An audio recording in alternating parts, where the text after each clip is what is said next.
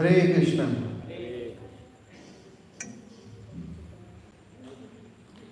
So welcome back everybody to our daily Gita classes.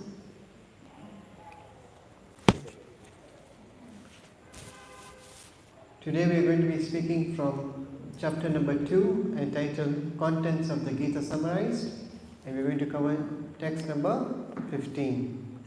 Okay. Om Namo Bhagavate Vasudevaya.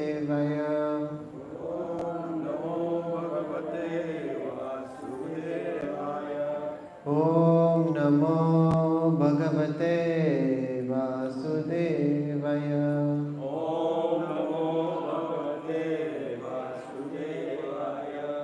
Om Namo Bhagavate Vasudevaya. Om Namo Bhagavate Vasudevaya. Okay, so chapter number 2, text number 15. Yam hina vyathan yanti te purusham purushashabha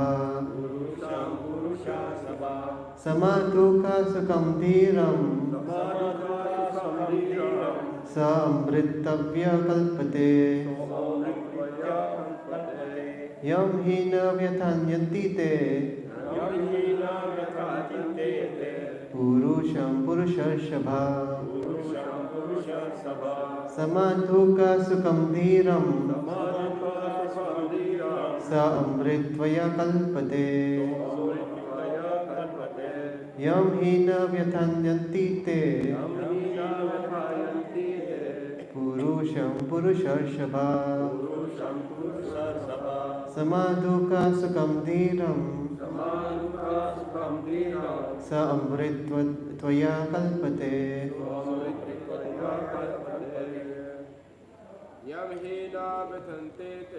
Yam hina vyatanyanti te purusham purushashabha samasuka dukam dhiram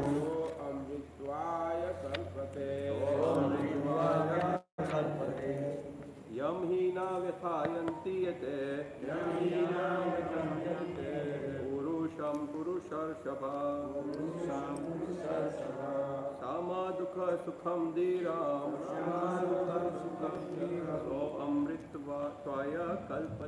so amritvaya kalpate. Yam hina vyatanyanti te purusham purushashabha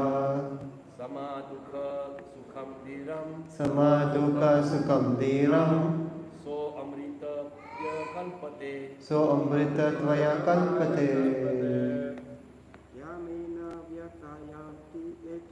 Yam hina vyatanyanti te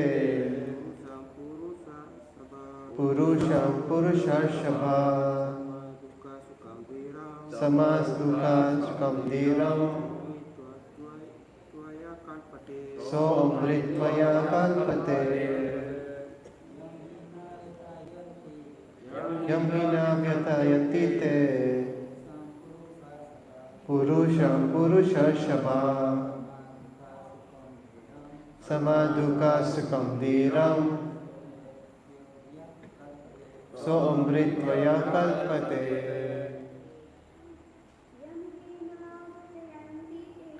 Yam hina vyathayanti te purusham purushashabha samadhuka sukham dhiram so amritvaya kalpate.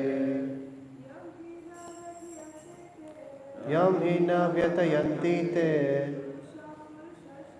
purusham purushashabha samadhuka sukham dhiram so amritvaya kalpate.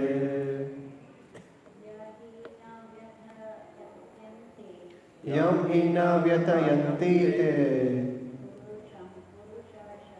purusham purushashabha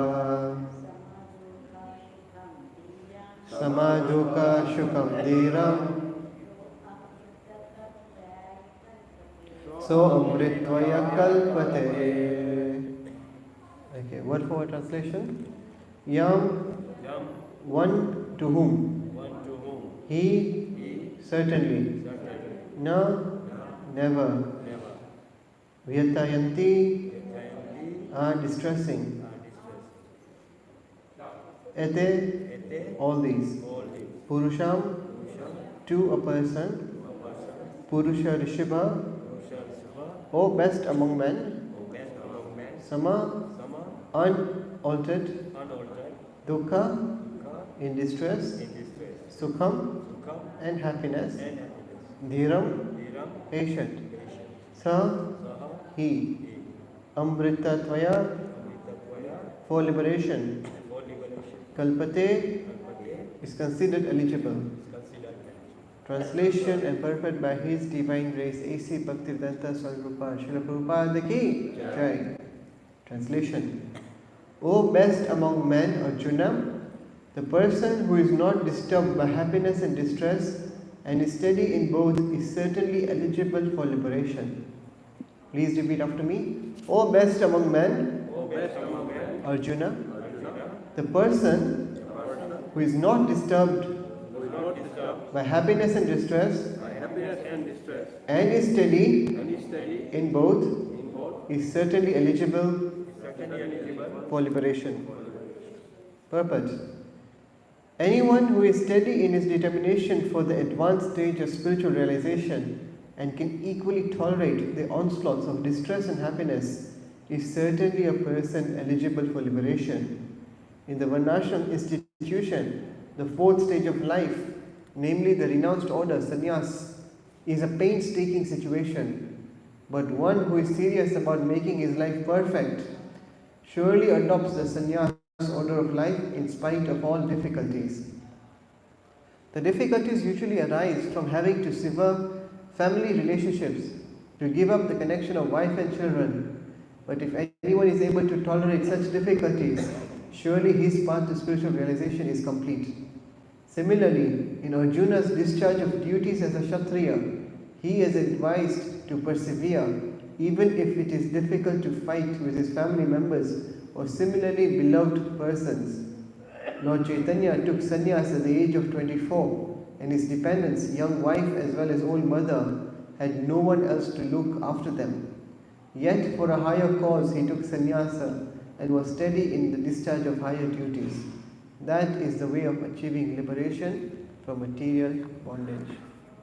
Om Ajnana Timirandasya Jnananjana Shalakaya Chakshur Unmilitam Yena Tasmai Shri Gurave Namaha Shri Chaitanya Manobishtam Sthapitam Yena Bhutale Swayam Rupa Kadamayam Tadati Swapadantikam He Krishna Karuna Sindhu Leena Bandhu Jagatpade Gopesha Gopika Kanta Radha Kanta Namostade Tapta Kanchana Gaurangi Radhe Vrindavaneshwari Vrishabhanu Sute Devi Pranamami Hari Priye Vancha Kalpatarubhyascha Kripa Sindhubhya Evacha Patitanam Pavanebhyo Vaishnavebhyo Namo Namaha Jai Sri Krishna Chaitanya Prabhu Nityananda Shri Advaita Gadadhara Shivasadi Gaura Bhakta Vrinda Hare Krishna Krishna Krishna Hare Hare Hare Rama Rama Rama Hare Hare.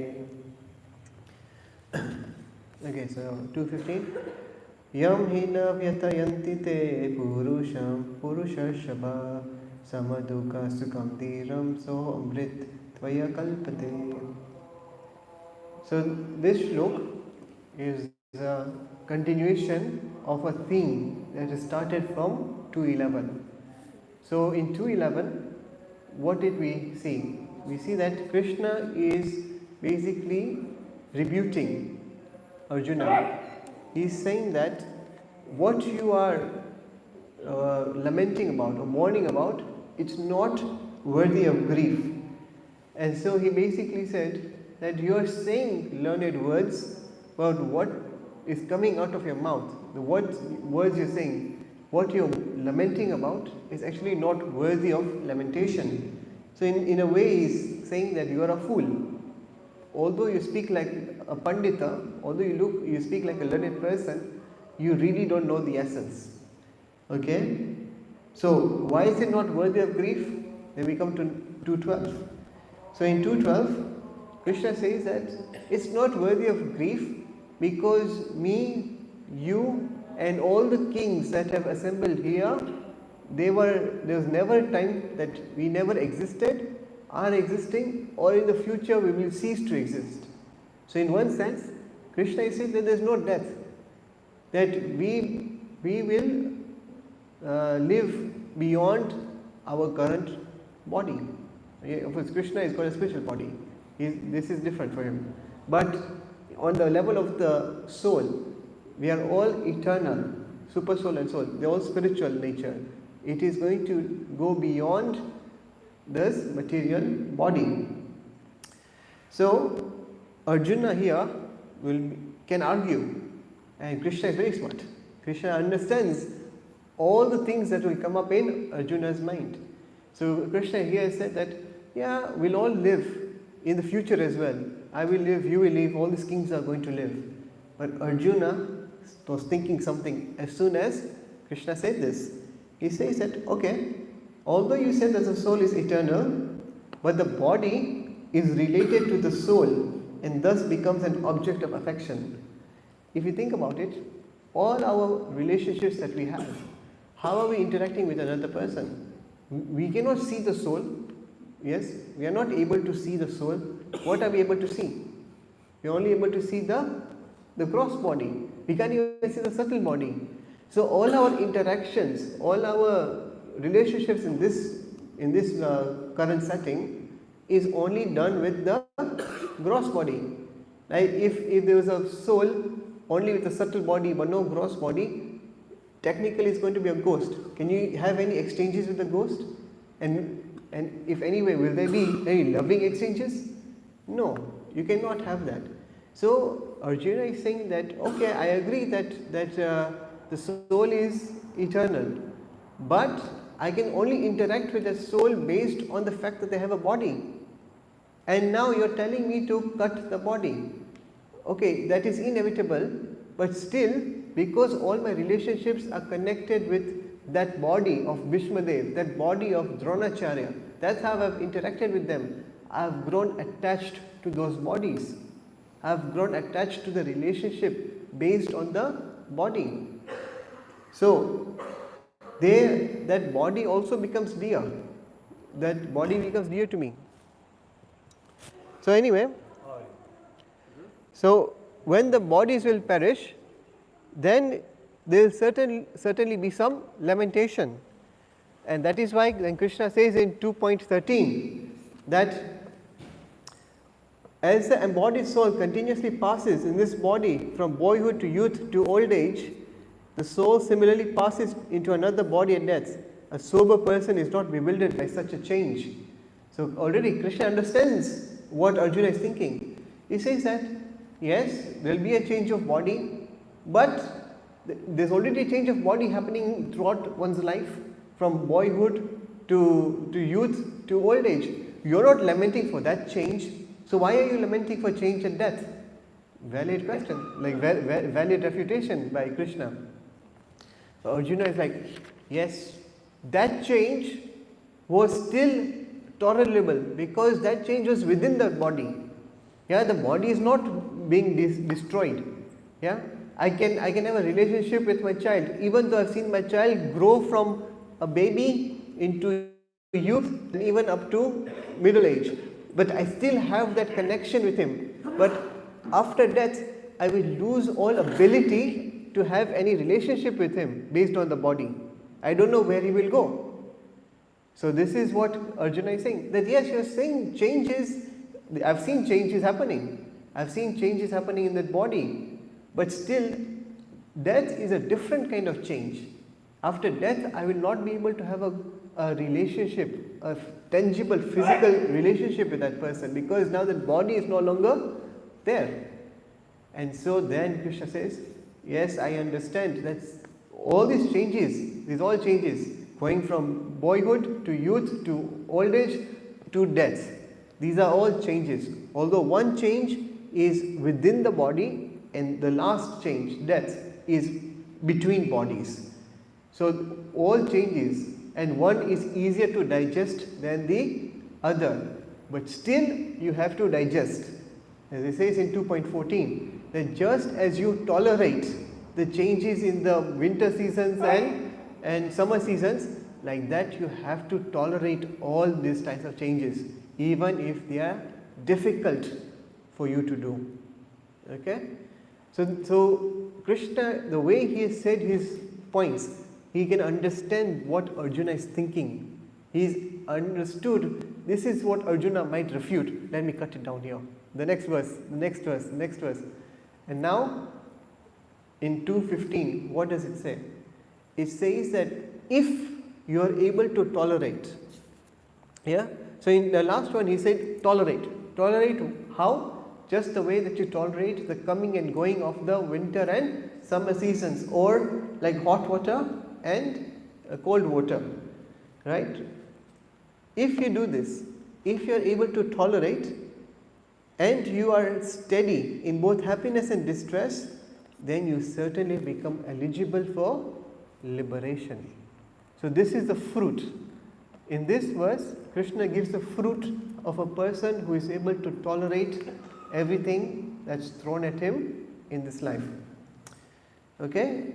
So let us understand this verse in connection with the last verse, because they are both to do with the same thing. In 2.14 was toleration, in 2.15 the fruit of what you get after tolerating. So in 2.14 Krishna says to tolerate the temporary dualities. Why? Why should we tolerate it? Because all the sensations that are arised, all the emotions that are arising is because of the contact between the senses and the object. It says matra sparshaha. They are external to the self. It has nothing to do with the soul. It is at the level of the gross and subtle body. So it's nothing to do with the soul. So if it's nothing to do with you, then why are you getting affected by it? Okay, even if you get affected by it, then what? These feelings that arise, although they are real, they are already temporary. It says agama paina anitya. Anitya means they are temporary.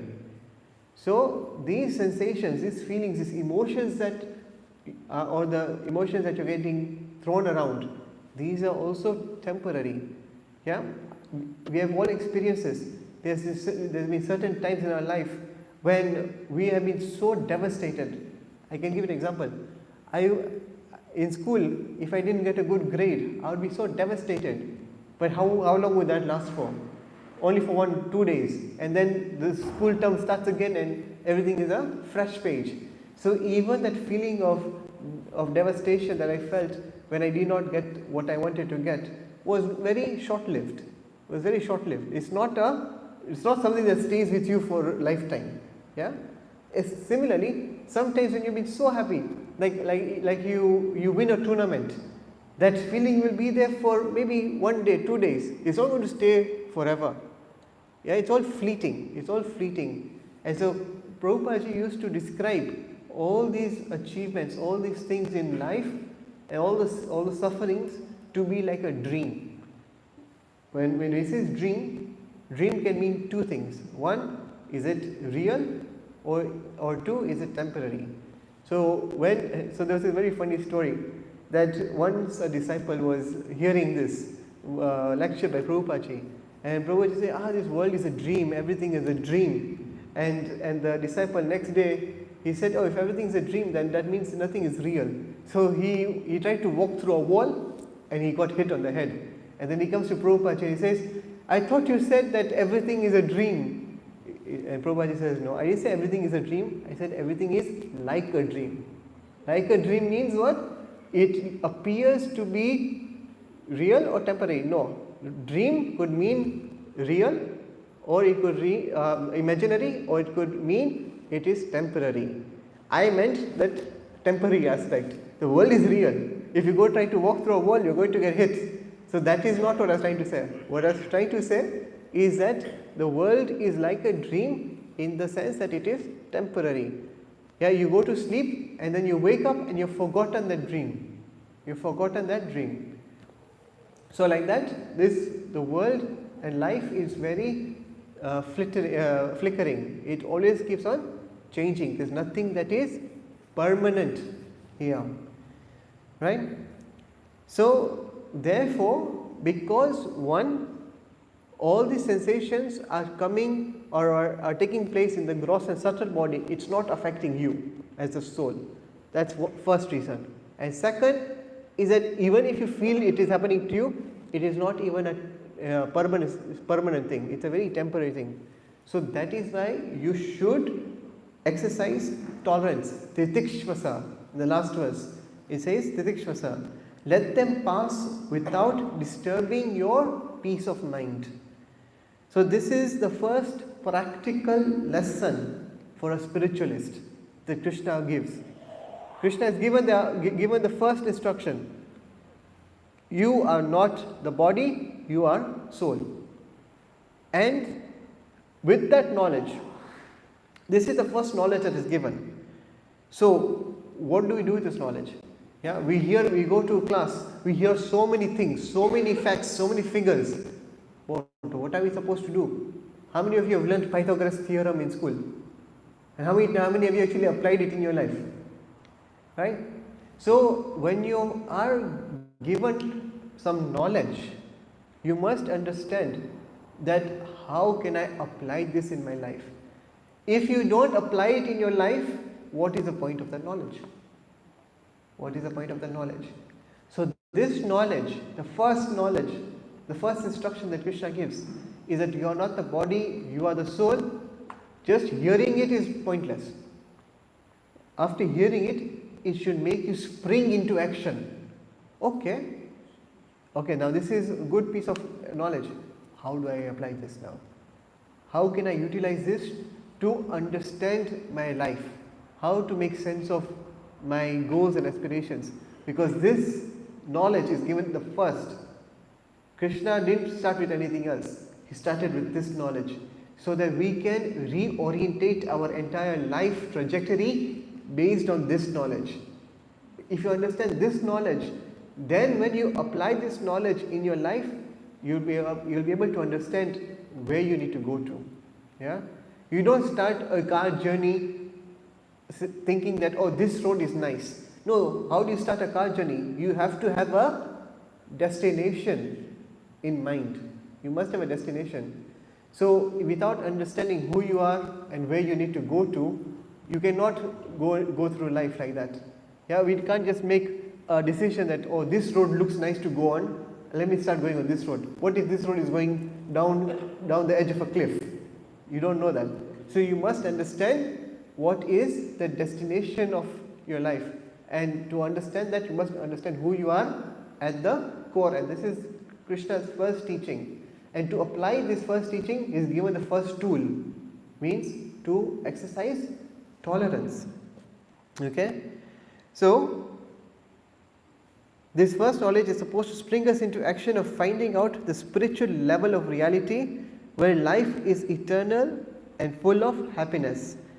As I said, if we get aware of the fact that if we are princes, say we are born and we are born in the slums, and then somebody comes to us and tells us, actually you are not born in the slums, you are actually a prince. You are a prince. Now when you hear that, what is the first thing that will go through your head? Huh? Who's my father? Okay, who is my father? Then? Who is my mother? Then? Where is my wealth? Where is my father? Where is my mother? Let me go reconnect with them. So this knowledge, this one information has sprung up so many subsequent inquiries, subsequent understanding. Oh, I'm actually a prince.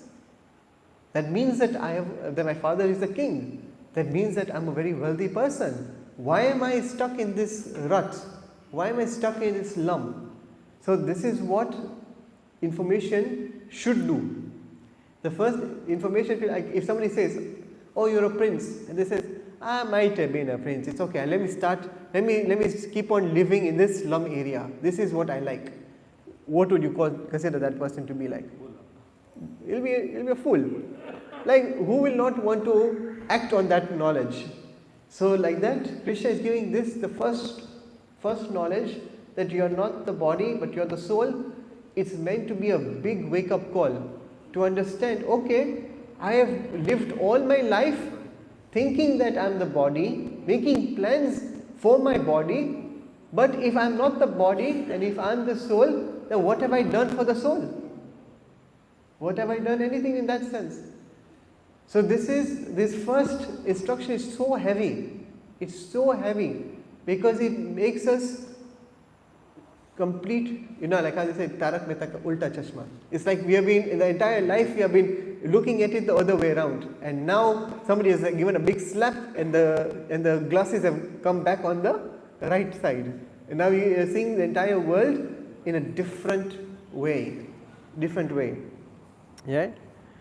So, in this journey of reawakening or rediscovering our spiritual core, so the first thing is, okay, we know the soul. Now, how do we realize this? How do we re-understand or rediscover that spiritual identity of ours? It's a big journey. It's a very long journey. And to keep us on that path, this tool of tolerance is very important.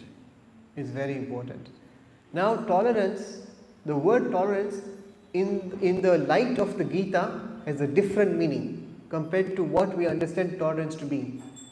So let us try to understand what tolerance is and what it is not. Okay? So tolerance, it is not fostering impotence, or that you're being bullied. So yeah, I'm tolerating it. I'm tolerating the fact I'm getting bullied.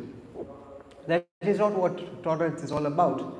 Tolerance is meant for you to foster perseverance. It's meant to foster resilience. Why? Because when you are able to tolerate the ebbs and flows of material world, you will realize that a lot of my mental energy is being wasted in fighting or going through the motions. But ultimately, this is inconsequential. It is not going to matter in the long run. So why am I wasting my mental energy over here? So when we say tolerate, it means that you are understanding that the ebbs and flows of material life are ultimately inconsequential. So why do you want to give so much energy to it? Let us reserve that energy to understand the spiritual goal of life. So tolerance is a way to get some resilience. That okay, the world and the waves will keep on going, ups and downs will keep on coming, but I don't need to get too much bogged down by it, because ultimately they are temporary and they will come and it will go. It will come and it will go, but I need to make sure that I am putting time aside for my spiritual goals. And this is very important, because the people who keep on saying, oh, there's so many problems in my life, I don't have time for spirituality. This is the answer. That these problems will keep on going. It's like that example is given, that a person is standing on the seashore and he wants to dip inside, and he's not going inside, and then the person comes next to him and he says, oh, why aren't you going inside? It's because I want to swim, but I don't want to get wet. It doesn't work that way. You see, it doesn't work that way. So you want to try to do something. You want to swim, but you don't want to get wet. Yeah? Or I'm waiting for the ocean to become dry before I can go to swim inside. Doesn't make sense. So you're waiting for the problems in life to subside before I can go into spirituality. But that is not going to happen. You'll waste your entire time. You will be sitting and standing on the seashore and wasting your entire time. That day will never come. So if you want to start, you have to be willing to focus first on spiritual goal, and then you'll be able to tackle all the ebbs and flows of material life as and when they come. Second is that tolerance, when you keep on tolerating somebody, or not somebody, but just tolerating any situation, you might externally be okay with it, but internally it might be eating you up. You are resenting, you are in denial that how is this thing happening to me.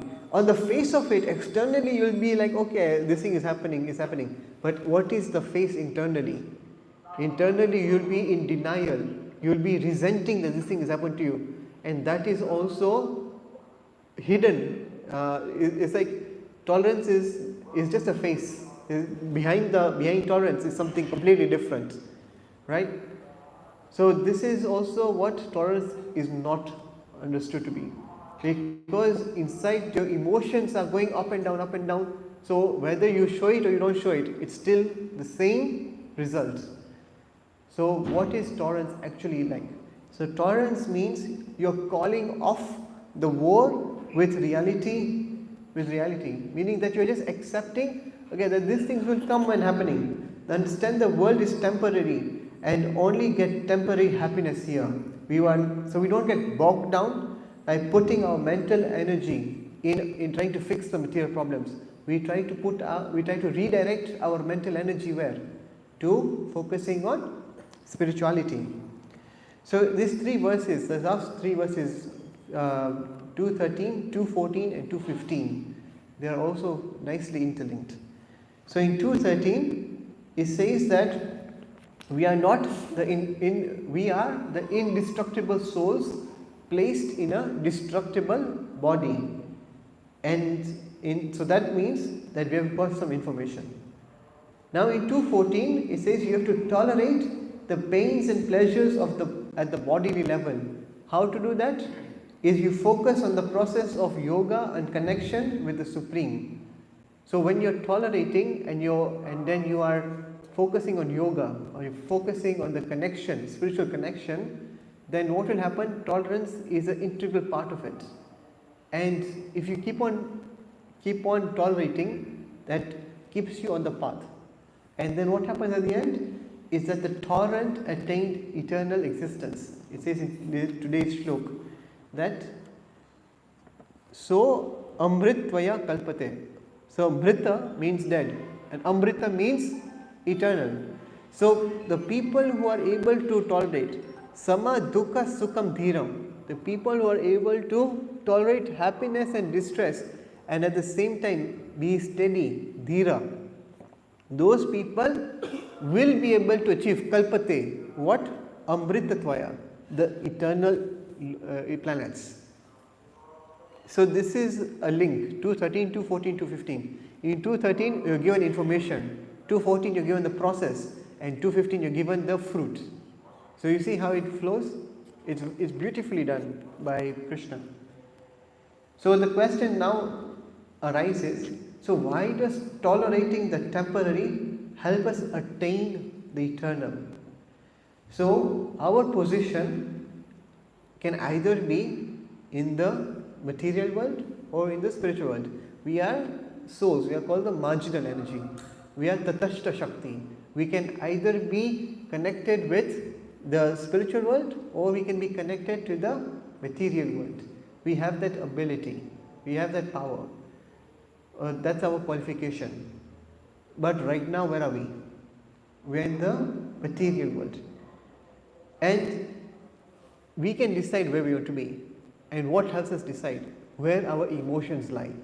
So our emotions, the more that they are entangled in the material world, for that much we are stuck here, entangled here. And the more that we are able to transfer our emotions, transfer or redirect our emotions towards spiritual, that much we are making progress towards the spiritual world. So tolerance is key to redirecting our emotions from the temporary to the eternal. So the first way is by not getting affected by the temporary. For example, when we watch a movie, sometimes we get so engrossed in looking at a movie, and then the movie will play some pictures will come out, and the way they come out will generate some sort of emotions. Maybe you are watching a horror movie, and what is happening in our heart? Oh, the emotion of fear is coming about. But why is it coming out? It's coming out from a movie screen. If you just sit back and realize, wait, I am watching a movie screen, I'm watching a screen, I am separate from the screen, I am just the observer. Just this understanding that I am separate from the screen, automatically that feeling of emotions, of getting overcome by emotions subsides so much, because you realize, oh, this is a temporary thing, there's nothing to be affected by this, right?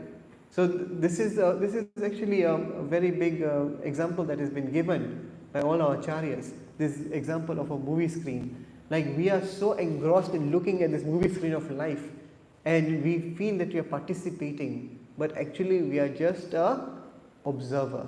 We are not actually affected by the gross and subtle body, right? So this task is actually very, very challenging to make the distinction. Why is it very challenging? It is challenging is because the material world is perceivable. We can feel it, we can touch it, we can interact with it. But spiritual reality, for us at the moment, it is not perceivable. So for somebody to tell you, oh, don't this, what you're perceiving, what you're interacting with, this is all temporary. It is real, but it is temporary.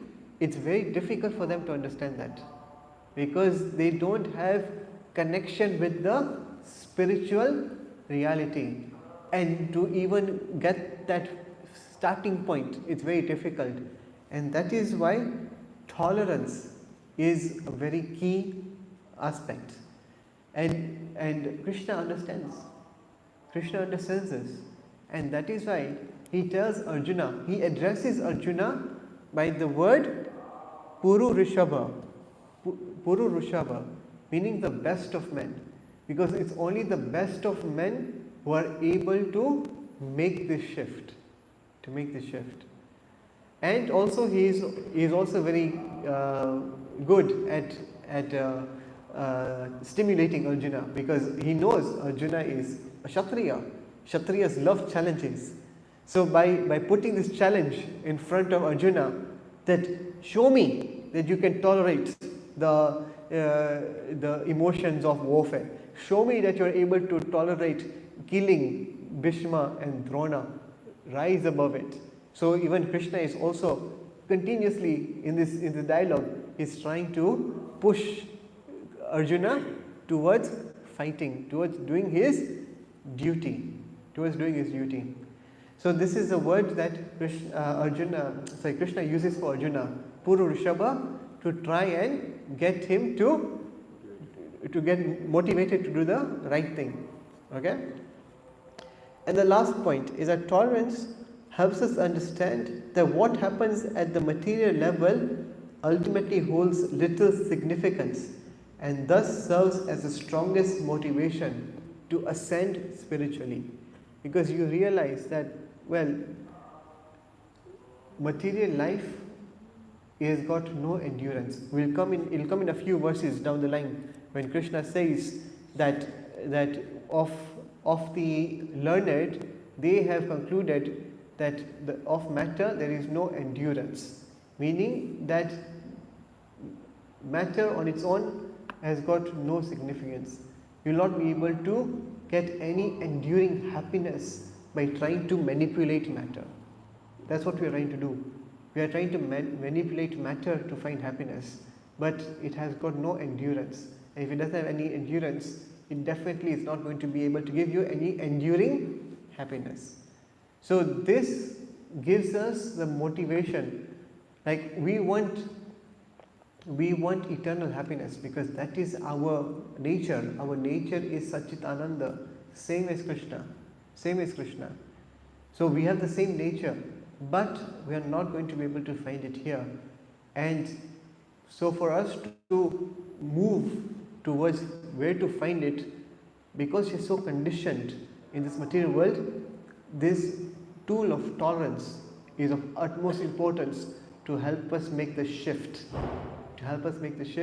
towards sustained spiritual practices. To keep on going on the path of spirituality, it requires you to tolerate the ebbs and flows of material life. And this is true for any profession, in any field. If you want to become the best in any field, you have to learn to tolerate everything. Yeah? And this is why I love using the examples of sports persons, because the people who have reached the top, of their fields in sports, have got great amount of willpower and hard work and tolerance levels to do what they want to do in life, to achieve that goal. And this is something that we as spiritualists can borrow. We can borrow that level of tolerance, that level of hard work and willpower, but we just shift the direction from material achievement to spiritual achievement. It's the same. Like people in this world are not dumb. People in this world are very smart. It's just that they are misdirected. Their goals in life are at the wrong level. But there's so many things that we can learn from so many people. Yeah, and apply that in the spiritual setting. And this is one of them. And Krishna is saying that you need tolerance. Forget it only in spiritual, even in material circles we need this, if you want to achieve anything in life. Right? Okay, anyone has any questions? Any comments? If somebody is tolerating the happiness and distress more, he already liberated. Yes. Because only on the liberated position, he has the goal, something. So he is enjoying it. Amrit, Amritvaya. If he understood, he has the high goal. So all the problem and happiness is nothing to do with that, because he is there. So he is enjoying the nectar while they are living in this body. Like if the students, like you saying sports, how much they suffer, how much they do work, but they enjoying that suffer, they enjoying that because they have their goal, very high goal. So yeah, it is true. You have the goal to going back to Godhead. All those problems, small problem, big problem, all is in comparison there is no problem at all. Any problem is not problem. Yeah, so I think even if you see in the life of all the great devotees, externally they've got so many problems externally, but internally they've never felt that. In fact, Kunti Maharani in her prayers says that more and more calamities come on to me, because it's because of the calamities I'm able to remember you more, and because I'm able to remember you more, I'm feeling so much happiness. Yeah, I mean there's so many examples of great Vaishnavas. If you read their life stories, at first glance you'll be like, how much suffering are they going through? But you realize they are not feeling anything like that. They are feeling tremendous happiness. And this is why he says you will not be able to understand a Vaishnava. You cannot, because you don't understand what is happening inside their heart.